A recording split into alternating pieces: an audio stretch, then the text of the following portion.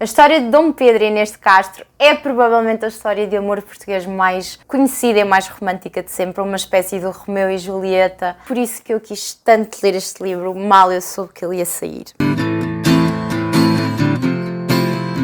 Hello, se ainda não me conheces, eu sou a Lili da Lua de Lili e o livro que li esta semana foi Inês de Castro, de Isabel Stewell. Uma coisa que eu gostei muito deste livro foi que ele traz o apontamento da genealogia não só de Dom Dinis, mas como depois, mais tarde, de Dom Pedro e de Dom Afonso. Faz toda a diferença porque este livro traz mesmo muitas personagens, todas elas com imensas ligações umas às outras, ou é porque era mãe, ou era porque era tia, ou era porque era amante.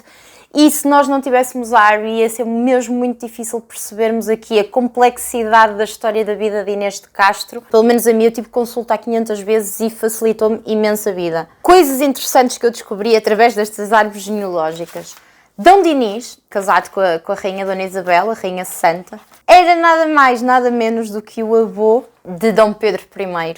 Dom Dinis está aqui com a rainha Isabel de Aragão.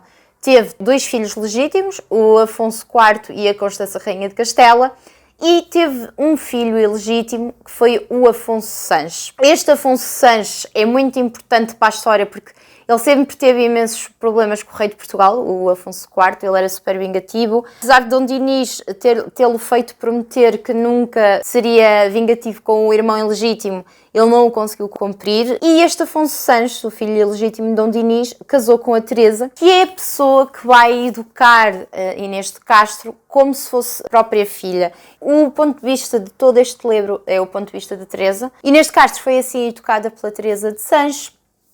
Foi crescendo, tornou-se uma mulher lindíssima, toda a gente falava na beleza dela. Entretanto, Dom Pedro, na vidinha dele, casou-se com uma prometida, pediu o divórcio porque ela era feia, quem nunca? Vai-se casar com um novo acordo que eles lá fazem com Dona Constança, mas um bocado contrariado. E é exatamente no casamento e na preparação do casamento de Dom Pedro I com a Dona Constança que eles se voltam a reencontrar e que se apaixonam. Os anos passam, ela acaba por ter 4 filhos de Dom Pedro, sempre às escondidas, sempre de forma que ela não concordava porque fazia-a sentir como uma amante. Já toda a gente sabe como termina o livro, não é verdade? Como devem imaginar, a Inês de Castro é mandada assassinar pelo Dom Afonso, sendo que durante todo o livro enervou-me imenso a personagem de Dom Pedro, porque era mesmo o típico homem que não sabe bem o que quer ou se sabe o que quer, tem muitos problemas em tomar decisões. Ele nunca teve a coragem de enfrentar o pai e assumir as coisas como eram e defender a sua família, apesar do amor infinito que ele tinha à Inês e que ninguém duvida do amor dele por ela, mas efetivamente faltou-lhe, como é que se diz, tomates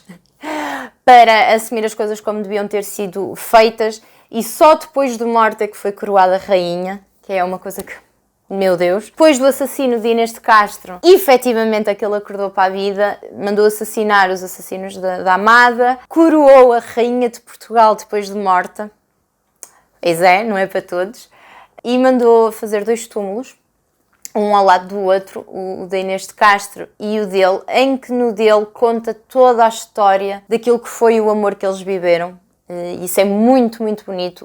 Os túmulos de ambos estão no Mosteiro de Alcobaça, se não estou em erro, e estão colocados um de frente para o outro para que quando eles subissem e ascendessem aos céus se ficassem cara a cara. Essa coisa mais fofinha do que esta eu não consigo imaginar. Gostei muito da escrita da Isabel Stewell, mas também já tinha essa expectativa. Eu há muitos anos atrás li o Filipa de Lencastre e gostei muito.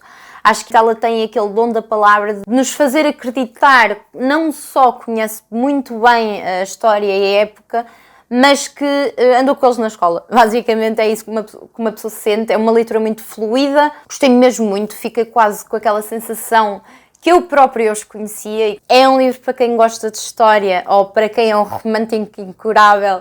Vale mesmo muito a pena ler, está muito bem escrito. Se já leram, deixem aqui em baixo se gostaram tanto quanto eu. Beijinhos e até para a semana.